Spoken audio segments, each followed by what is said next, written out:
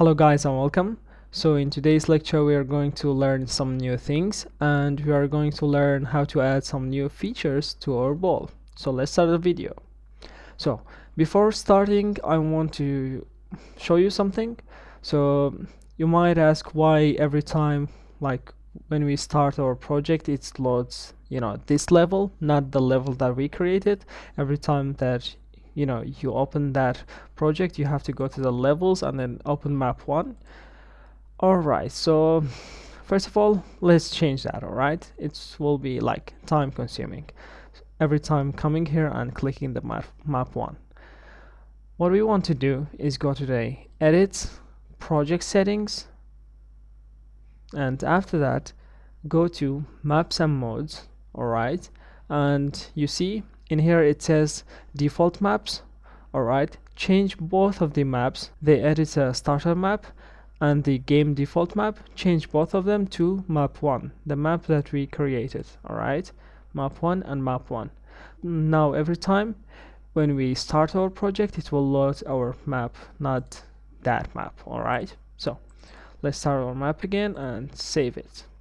Alright, okay, so you see this thing in here which is a player start.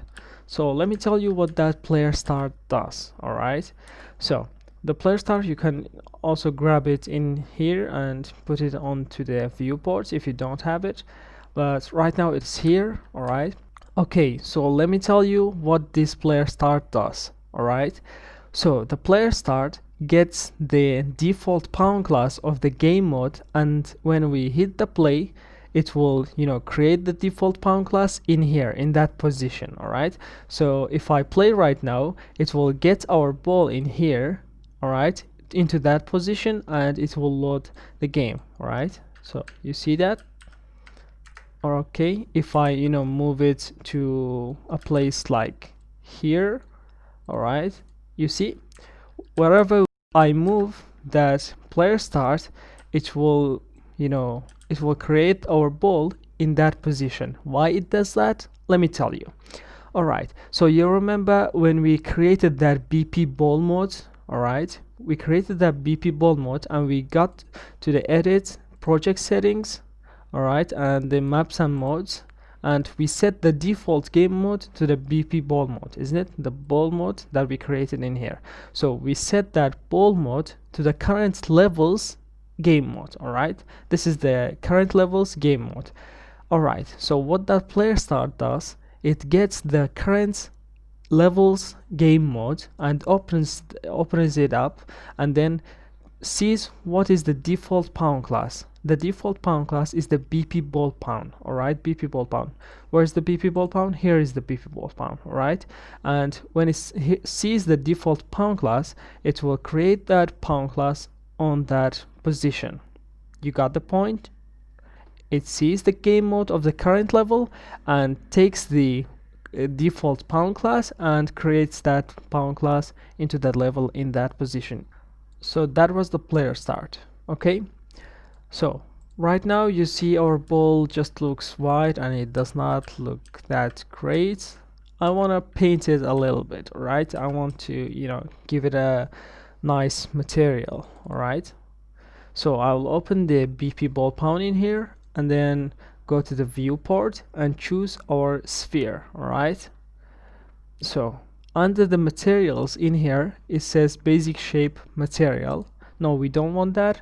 We want something like well, let me see what should, right, ground grass, yeah, maybe a ground grass, yeah, something like that. That will be great. Alright, it will look a little bit better.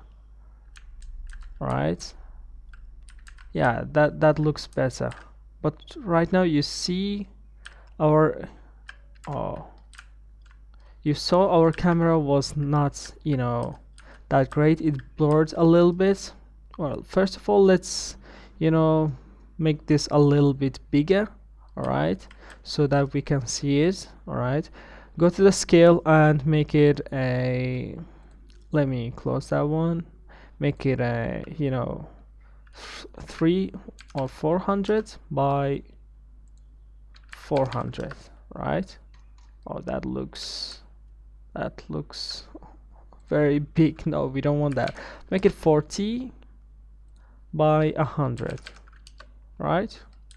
Yeah, that looks a little bit better. Actually, make it 100 by 100. Let's make it even, right? Yeah, that looks great. All right, and let me play right now. When I play it, all right, and move the ball, you see that it gets a little bit blurry, and that is not what we want, right? That looks really bad. All right, so what we want to do, we want to go to our BP ball pound and go to our camera, and here in the camera details, the camera settings, we will go to the lens. All right, and where is it? Lens on the camera.